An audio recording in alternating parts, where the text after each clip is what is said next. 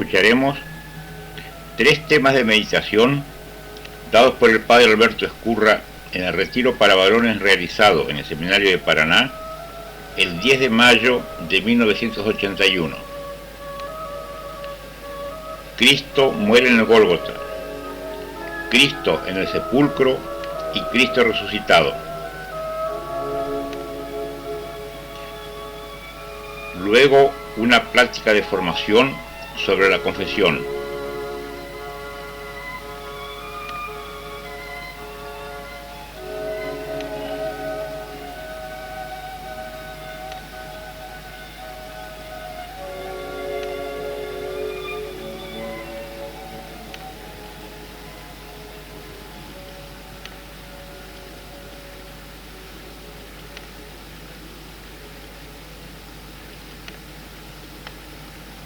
Estaba lindo y hemos venido bastante numerosos.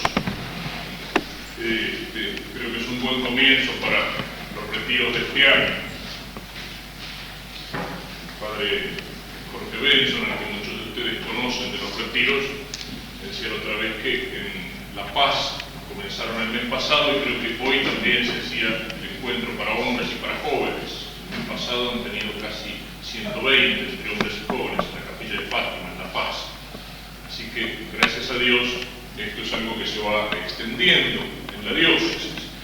Incluso los seminaristas que trabajan en el equipo de los retiros se van entrenando para su trabajo el día de mañana. La importancia del retiro, eso lo decimos siempre al empezar, ¿cierto? Es hacer un alto en el camino, es hacer una especie de balance interior. Venimos del ruido. El ruido no es solamente el ruido físico, el ruido exterior de la ciudad, sino que el ruido son las preocupaciones de todos los días.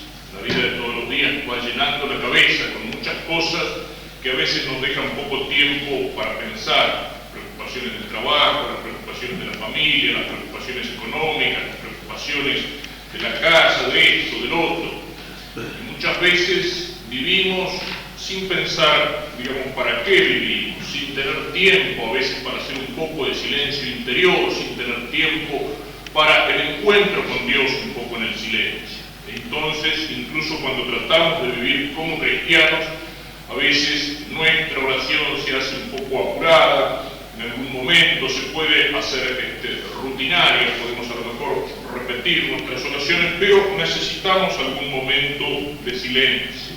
En la vida de trabajo uno necesita alguna vez al año unos días de vacaciones. Las vacaciones no son necesariamente no hacer nada, pasarse durmiendo, sino hacer una cosa distinta de lo que uno hace, ¿cierto? El que tiene un trabajo a lo mejor más intelectual o en una oficina, a lo mejor descansa, qué sé yo, trabajando en el jardín o cortando leña o haciendo algún deporte, algún ejercicio físico.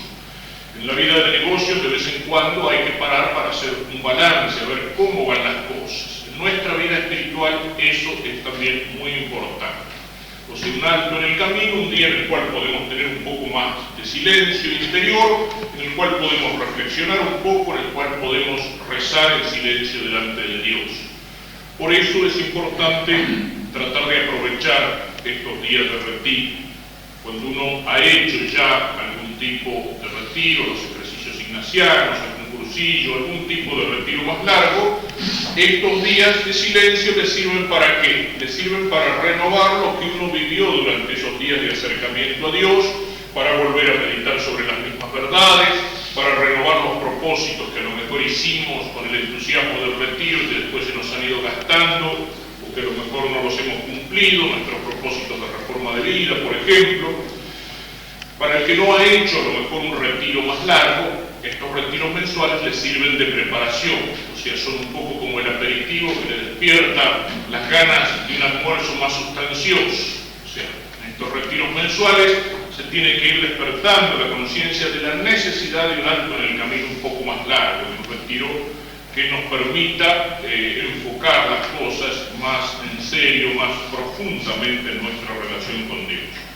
Lo importante es que aprovechemos el día de retiro, que aprovechemos el silencio. El silencio no es solamente la ausencia de ruido, porque uno podría hacer silencio entonces solamente para aburrirse, para no tener nada que hacer, para tener la cabeza vacía o la cabeza llena de imágenes sueltas.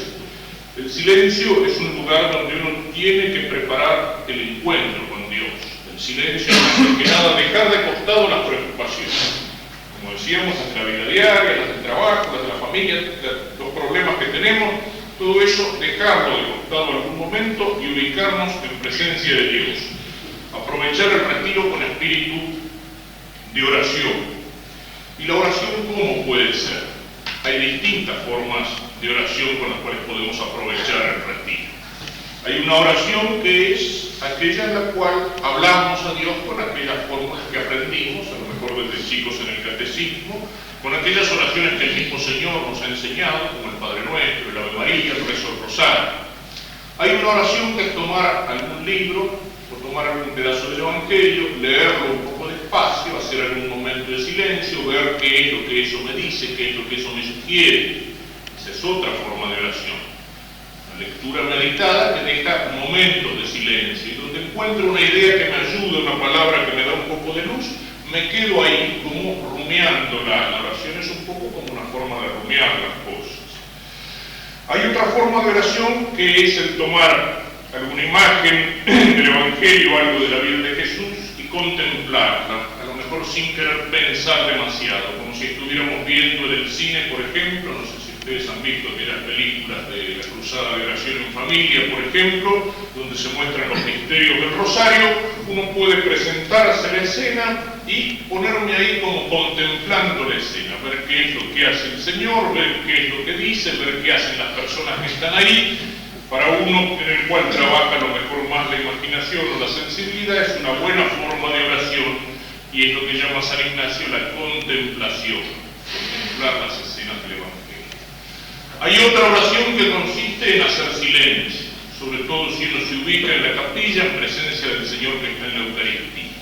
Hacer un acto de fe en la presencia de Dios y quedarme ahí a lo mejor un rato adorándolo, sin necesidad de decir nada, de hablar, de decir muchas palabras, dejando a lo mejor que el Señor hable.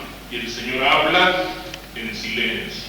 El Señor habla muy suavemente, no como palabritas al oído, sino que el Señor habla cuando nos ilumina un poco la inteligencia, cuando nos sugiere un buen propósito en la voluntad, cuando nos va haciendo entender las cosas.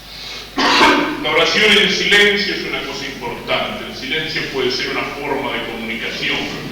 A veces hay dos personas que se quieren, que están sentados juntos y no se dice ni una palabra. A veces dos amigos pueden ir caminando juntos y no tienen necesidad de hablar. El solo hecho de estar juntos ya es mucho para ellos. Puede pasar esto con los novios a veces, y eso puede pasar con el Señor.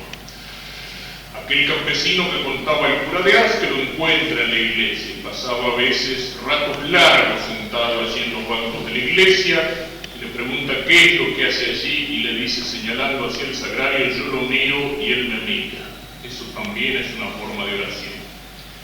Y a veces hay otra forma de oración que es aquella en la cual nosotros nos encontramos a lo mejor dispersos, distraídos, desganados, nos viene un montón de ideas a la cabeza, no tenemos ganas de rezar, el rato de oración se me hace largo, se me hace aburrido.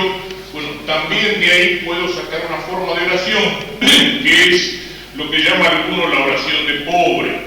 El pobre que pide limosna no necesita contarnos todas sus miserias, basta a veces con que se pare en la calle o en la puerta de la iglesia, y con el físico arruinado, con la pobreza de su ropa, con la expresión miserable, ya está pidiendo, o sea, sin necesidad de ponerse a darnos explicación, nos está mostrando toda su necesidad.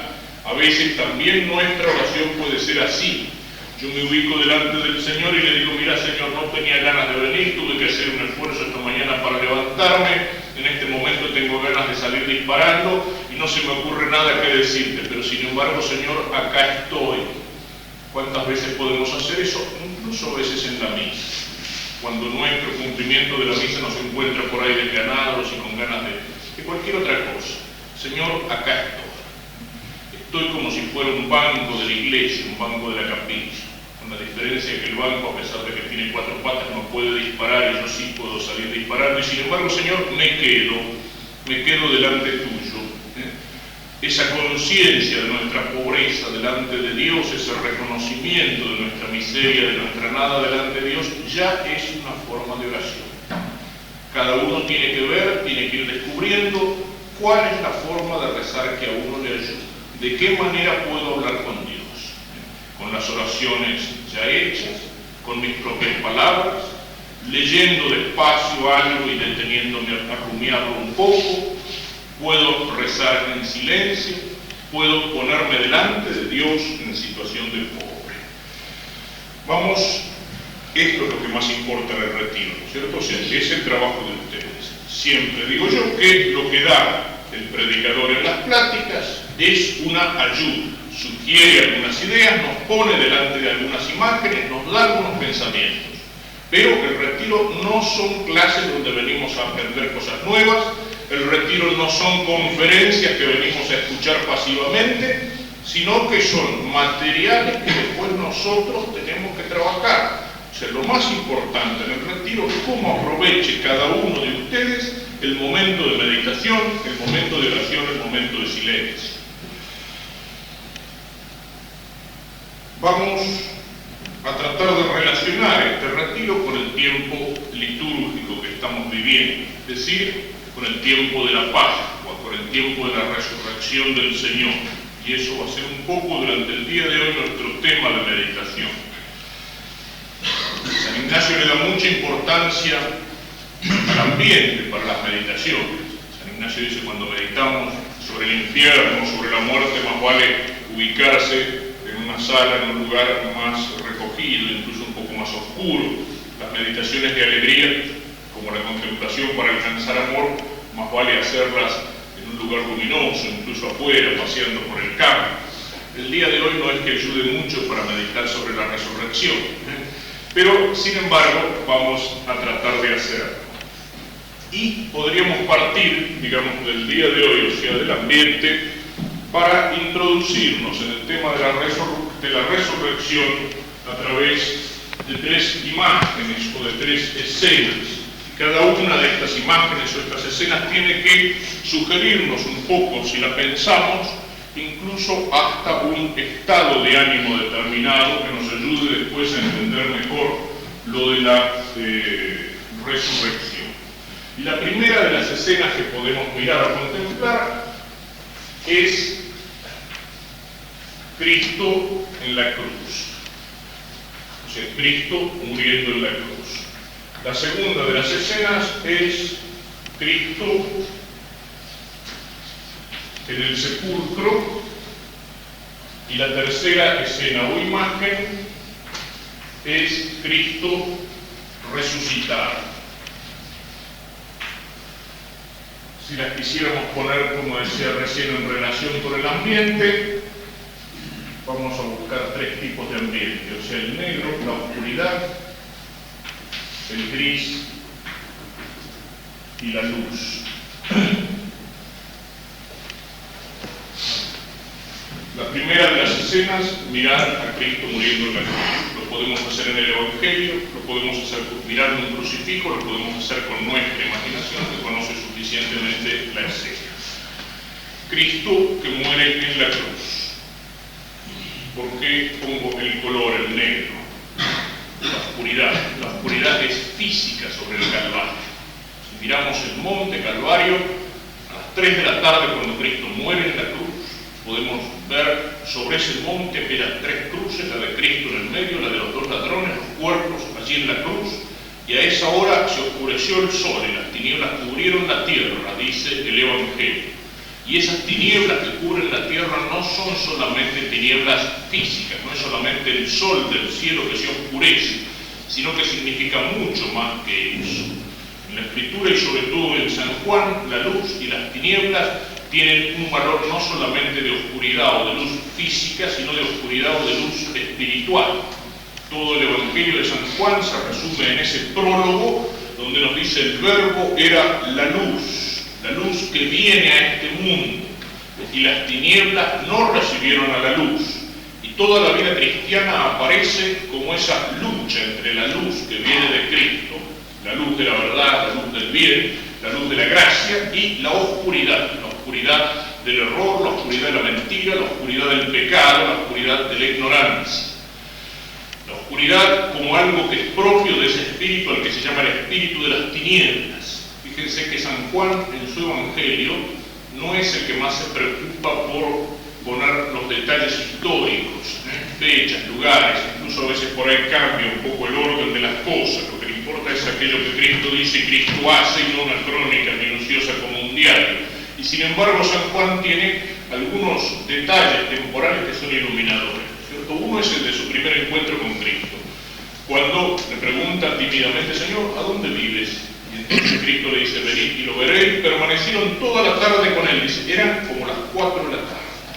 50, 60 años después, San Juan escribe su Evangelio y recuerda las 4 de la tarde, la hora de su primer encuentro con Cristo. Tanto le había impresionado esa mirada, esa palabra de Cristo, que cambió su vida.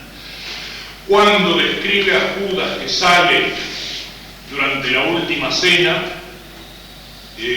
ya decidido a consumar su traición, dice San Juan, era de noche.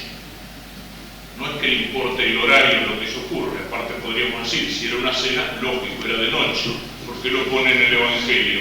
O sea, era de noche, o sea, era el momento de las tinieblas, era la hora de las tinieblas, era la oscuridad en el alma de Judas. Con el bocado entró en él el demonio, dice el Evangelio. Es el triunfo de la oscuridad, el triunfo de las potencias del mal, es el triunfo del demonio, y eso es lo que pasa sobre el Calvario a las 3 de la tarde cuando Cristo muere en la cruz. La oscuridad cubre la tierra, es el triunfo de las tinieblas, del poder de las tinieblas, es el triunfo del demonio, aparentemente. En realidad el demonio ha sido derrotado ahí donde parecía triunfar. La oscuridad cubre la tierra. La imagen de Cristo crucificado es la imagen del dolor. Podemos mirar a Cristo en la cruz y descubrir en su cuerpo toda la pasión, como nos permite descubrir aquella imagen magnífica de la sábana santa. Mirar toda la pasión, la sábana santa es como un evangelio en fotografías y nos muestra la corona de espinas, la herida de la lanza en el costado, el rostro de Cristo golpeado y deformado. Nos muestra los azotes que cubren todo el cuerpo de Cristo, el peso de la cruz sobre la espalda, nos muestra las llagas, nos muestra los clavos que atraviesan las manos y los pies de Cristo. O sea, Cristo es la viva imagen del dolor, la imagen del sufrimiento llevado hasta el extremo, llevado hasta la última gota de sangre. Pero el dolor de Cristo no es solamente el dolor físico de su cuerpo. El dolor de Cristo es el dolor de su alma. Cristo en ese momento sufre todo el inmenso peso del abandono y el peso de la traición. Cristo ha sido abandonado por todos aquellos a los cuales Él había amado con toda su vida y con todas sus obras. Cristo ha sido abandonado por su pueblo, aquel pueblo que lo había aclamado pocos días antes en el Domingo de Ramos. Ese pueblo después lo ha abandonado y estaba pidiendo a gritos, crucifícalo, y han elegido a Barrabás en lugar de Cristo. Cristo ha sido abandonado por sus apóstoles, que se han escapado, han huido. Uno de ellos lo ha traicionado, lo ha vendido por 30 dineros. El que había confesado a Cristo, el primero, San Pedro, lo ha traicionado también, no por dinero, sino por cobardía, después de haber dicho, Señor, aunque todos te abandonen, yo no te abandonaré. Lo ha traicionado también, lo ha negado 3 veces, ha renegado y ha jurado que él no conocía a ese hombre. El abandono de Cristo es casi total, es solamente un hombre, San Juan, y unas pocas mujeres, entre ellas la Virgen. Pero esas mujeres y ese discípulo amado para Cristo al pie de la cruz tenía que servir para aumentar también su dolor, viendo el dolor y el sufrimiento de su madre y de aquellos pocos que han quedado a su lado. Cristo ha sido condenado por todas las autoridades. Cristo ha sido condenado por los tribunales religiosos de Israel, por los sumos sacerdotes y por el Sanedrín. Cristo ha sido condenado por las autoridades civiles. Poncio Pilatos, aquel gobernante liberal e indiferente en frente a la verdad, que pregunta qué es la verdad, y después le va a preguntar a la mayoría cuál es la verdad, y la mayoría, movida por los demagogos, va a elegir a Barrabás como la verdad, y a Cristo, a la verdad encarnada, la va a crucificar. gobernante indiferente, después de llamar a elecciones y preguntar la opinión de la mayoría, él se lava las manos y entrega la verdad para ser crucificado. Cristo ha sido condenado por Herodes. Herodes también es la autoridad, pero es una autoridad ficticia y es la condena que cae sobre Cristo de la corrupción. Herodes es la imagen del tipo sensual, del tipo corrompido, del tipo que vive en las pasiones y en la carne. Y no entiende a Cristo como el tipo que vive hundido en las pasiones, en el pecado, en los placeres del cuerpo, en la buena vida, en el afán desordenado de las riquezas, de la comida, de la bebida, del sexo. No entiende las cosas de Dios, le parece una estupidez, y cuando alguien le habla de eso, su reacción es la misma que la de Herodes enfrente a Cristo. Está loco, y se ríe Herodes. Cristo ha sido condenado también por el pueblo, por la mayoría del pueblo, por los jefes religiosos. Es el abandono, todos lo abandonan, todos lo traicionan, todos lo condenan. Y de esa manera Cristo muere en la cruz. Es la soledad, es el fracaso, es la derrota, es el triunfo aparente del poder de las tinieblas. Y esta es la primera imagen que podemos mirar. Cristo derrotado, abandonado, condenado, traicionado, fracasado, muerto en la cruz. La segunda imagen es una imagen que decíamos gris. El tiempo que Cristo pasa en el sepulcro. Lo ubican en un sepulcro nuevo, lo entierran apresuradamente, porque era la víspera del sábado, donde no podían trabajar y había que hacer las cosas rápido. Y dejan allí a Cristo en el sepulcro. Podemos pensar, ese cuerpo martirizado de Cristo ya no sufre más. Podemos pensar aquí en una sensación de fracaso, en una sensación de desesperanza. Los apóstoles que han huido, llenos de vergüenza y al mismo tiempo llenos de tristeza, de dolor, de confusión, no saben lo que pasa, tantas esperanzas, tantas cosas lindas que habían vivido durante 3 años, y todo eso terminó ¿en qué? Terminó en la muerte, terminó en el fracaso. Tratemos de imaginarnos esa sensación. Por una parte de miedo, por otra parte de remordimiento.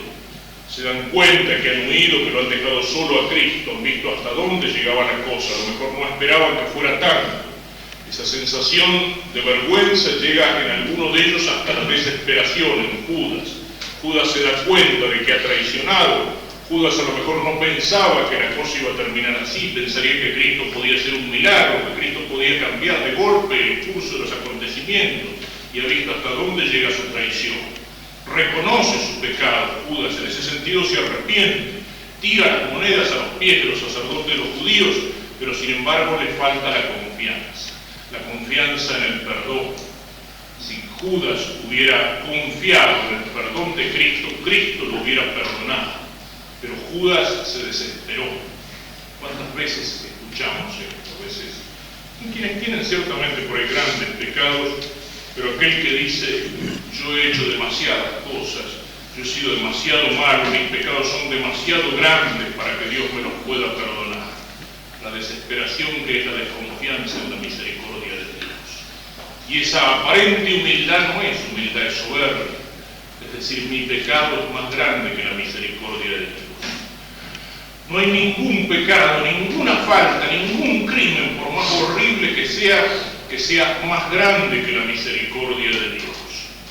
Pensemos en aquella escena que se da en la vida del beato Don Orión, cuando había predicado sobre el pecado y sobre la misericordia en un pueblito de Italia, y luego cuando va volviendo a pie se le acerca un hombre oscuro, nervioso, hay algo en él que llama la atención. ¿Para dónde va, padre?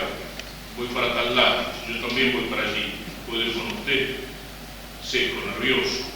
¿Usted vive allá? No, no vivo allá. Caminan en silencio y después el hombre empieza así nerviosamente la conversación. Esta tarde lo escuché predicar. Si usted cree aquello que dijo, por supuesto que sí creo todo lo que he dicho. Si usted le llegó a decir que si alguien hubiera colocado veneno en el plato de su madre y lo hubiera envenenado, dice que Dios la perdonaría. Si usted cree eso, sí, por supuesto que lo creo. Siguen caminando en silencio y al final este hombre le dice, usted me conoce, No lo conozco. Sí, dice, usted habló de mí. No lo conozco, dice don Orione, nunca lo vi. Usted habló de mí esta tarde. Yo soy aquel que he colocado veneno en el plato de mi madre. Yo envenenaba a mi madre.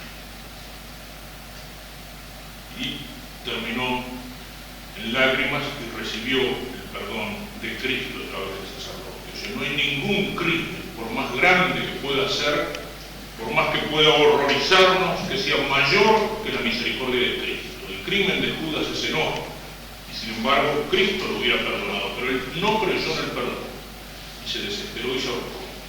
El de Pedro también fue grande, también en traición, y sin embargo confió, pero sin embargo Pedro en este momento como estaba. Lloró amargamente cuando sintió el canto del gallo. Pedro llora, no solamente la muerte de Cristo, sino su propia traición, su abandono de Cristo. Decían las tradiciones antiguas que Pedro había llorado tanto en su vida que debajo de sus ojos se notaba el reguero de sus lágrimas, recordando su traición. El sentido o el sentimiento que tienen de fracaso los apóstoles que se han dispersado. Se van reuniendo poco a poco allí en el cenáculo donde Cristo resucitado los va a encontrar, pero podemos imaginar qué es lo que dirían. Casi no hay palabras, a lo mejor solamente las palabras necesarias. El silencio de Cristo no está más con ellos. Podemos imaginar la situación de los apóstoles como podría ser la de los pocos soldados que se van reuniendo de vuelta después que han sido derrotados en una batalla, que han sido derrotados en un combate. La reunión de los supervivientes que han visto el fracaso, la derrota, la traición y poco a poco se van encontrando y se reúnen con la imagen de los compañeros muertos, con la imagen de los jefes traicionados, abandonados a lo mejor por ellos, con el peso de su cobardía sobre las almas.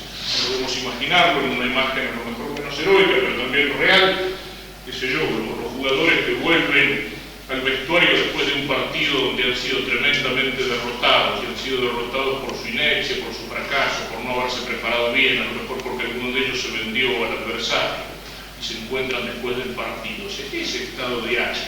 O sea, son distintas cosas que nos pueden ayudar a imaginarnos lo que puede haber sido ese sábado santo, largo, enorme, nunca se termina, de silencio, de tristeza, de abandono, de dolor. A lo mejor solo unas pocas mujeres que intentan consolar a la Santísima Virgen. Y sin embargo, en el alma de María tiene que haber ya algo de luz, algo de consuelo. Ella debe ser la única que no se resigna plenamente a la derrota. Hay algo en su alma que le dice que la cosa no ha terminado ahí. El fracaso de la muerte no puede haber matado en el alma de la Virgen la esperanza de la resurrección. Cristo, de alguna manera, comienza a resucitar en el alma de María Santísima. Y luego la tercera imagen, la imagen de la resurrección. Fijémonos cómo lo dice el autor en algunas meditaciones escritas ya hace varios años, que trata de imaginar la resurrección de Cristo. De repente, la cámara del sepulcro se llena de luz divina, y el cuerpo del Señor vivo, resplandeciente y glorioso, atraviesa la losa sepulcral, como el sol con sus rayos atraviesa el cristal, y el alma ilumina su cuerpo, como la luz de la aurora ilumina la noche, le ilumina la nube con sus suaves y dorados rayos. Un ángel cuyo rostro aparece como un relámpago, y sus vestiduras más blancas que la nieve retira la losa del sepulcro y se sienta sobre ellas. El autor imagina la resurrección de Cristo como una explosión de luz. Y, sin embargo, esta imaginación del autor nos lleva a algo que luego nos aparece como real. Yo decía que en esa sábana santa de Turín existe como un evangelio impreso, como un evangelio en imágenes, como un evangelio en foto. Y los estudios que durante los últimos años se vinieron realizando sobre esta sábana nos llevan a una imagen que es casi exactamente lo mismo con las cuales este autor, unos cuantos años atrás, se imagina la resurrección de Cristo. Cuando se preguntan los científicos que analizan la sábana, ¿cómo está impresa allí la imagen de Jesús?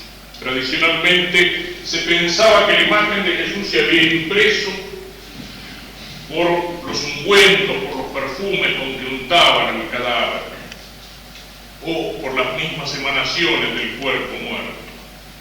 Pero estos hombres se dan cuenta de que allí hay un parecido entre la imagen de Jesús impresa en la sábana y las quemaduras que la sábana sufrió en algunos lugares durante el incendio que estuvo en uno de los lugares donde se encontró. Y entonces, analizando esos lugares, ven que allí hay como una quemadura que ha sido producida por una luz fuerte, por una radiación lo suficientemente intensa como para imprimir la imagen fotográfica en negativo, pero al mismo tiempo lo suficientemente breve como para no destruir la sábana, como si fuera un chispazo de luz de un segundo, de un momento, de una fracción de segundo. Y al mismo tiempo se dan cuenta que esa luz que ilumina la imagen impresa en la sábana no es una luz que viene desde afuera, porque al pasar a relieve la imagen impresa, si esa luz viniera desde afuera, la imagen aparecería deformada, y la imagen no aparece deformada, sino que guarda todas sus proporciones. Es decir, la luz que imprime el cuerpo de Cristo resucitado en la sábana no es una luz de afuera, sino una luz de adentro, es decir, como una luz que sale del cuerpo, como un cuerpo que se vuelve en ese momento todo luz. Y al mismo tiempo se dan cuenta que el cuerpo que está impreso allí en la sábana, de frente y de dorso, el cuerpo descansa sobre el dorso, está apoyado en la parte, la sábana lo envuelve así, está apoyado sobre la sábana, pero en el momento en que la imagen se imprime, ese cuerpo no tiene peso, porque el peso del cuerpo haría que en la imagen de la sábana, parte dorsal, los músculos aparecieran como aplastados o como deformados por el mismo peso del cuerpo de un hombre grande, como es el que figura allí en esa imagen. Y los músculos no están allí deformados ni aplastados por el peso del cuerpo. Es decir, ese cuerpo en el momento de la impresión se encuentra ingrávido. Casi podemos decir que tenemos allí una foto de la resurrección de Cristo. Un cuerpo que de pronto, ese cuerpo frío, yerto, martirizado, torturado, destrozado, ese cuerpo lleno de heridas, ese cuerpo que por fin descansa en la frialdad y en la humedad del sepulcro, de golpe se transforma, se vuelve todo luz, se vuelve como un cuerpo sin peso, como un cuerpo que va a pasar la sábana e incluso las paredes del sepulcro. Como un fogonazo, como un chispazo de luz, podemos imaginar la resurrección de Cristo. Y aquí también la luz es algo que no es solamente física. Recordemos aquella otra imagen donde Cristo se vuelve todo luz, la de la transfiguración, cuando con Pedro, Santiago y Juan sube sobre el monte Tabor. Y de pronto, dice, Cristo se transfiguró y su rostro y sus vestidos se volvieron blancos como la nieve. Los apóstoles quedan deslumbrados. Es como si Cristo en algún momento hubiera dejado transparentar la divinidad que se escondía en la humanidad de Cristo. Cristo que se vuelve todo luz. Recordemos que cuando Moisés habla con Dios sobre el monte Sinaí y baja del monte, su rostro se había vuelto luminoso, porque él hablaba con Dios cara a cara. Y es como si esa luz de Dios hubiera impregnado a Moisés y tenía que cubrir su rostro con un velo. Cristo en el Tabor se vuelve así, luminoso, deslumbrante, es algo más que humano. Los apóstoles no saben qué hacer. E incluso Pedro dice: Señor, qué bueno que es estarnos aquí, hagamos 3 tiendas. Es como si Dios le hubiera dejado ver en ese momento un poquito de esa luz deslumbradora que es la gloria de Dios en el cielo. Esa luz de Cristo que se muestra en el Tabor es la luz que aparece aquí en la resurrección. El Viernes Santo, sobre la cruz, sobre el Calvario, a las 3 de la tarde el cielo se había oscurecido. Parecía el triunfo de las tinieblas que no quisieron recibir a Cristo. El triunfo del mal, el triunfo del demonio, el triunfo del pecado, el triunfo de la muerte. Y sin embargo, ese triunfo era aparente. Era aparente.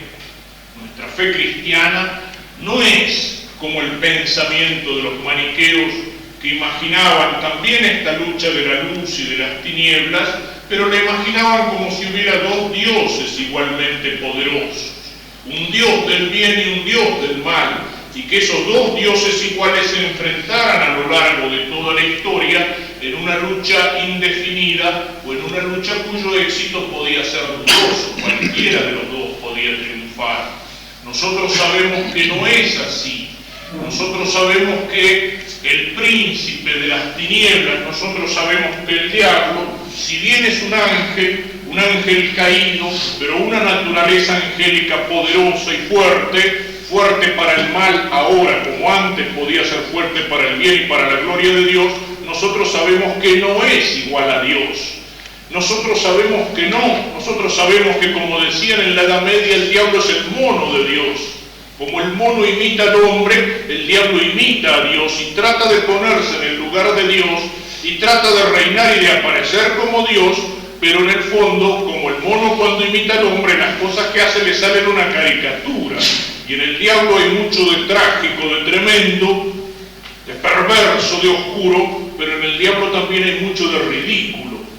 Y también por eso la Edad Media sabía, por una parte, temer la obra del diablo entre los hombres, pero al mismo tiempo sabían reírse del diablo y presentarlo en su aspecto ridículo, porque lleva un combate en el cual está derrotado desde el principio, lleva un combate en el cual no puede triunfar. Su intento de destronar a Dios, de hacerse igual a Dios, es un intento inútil y destinado de antemano al fracaso.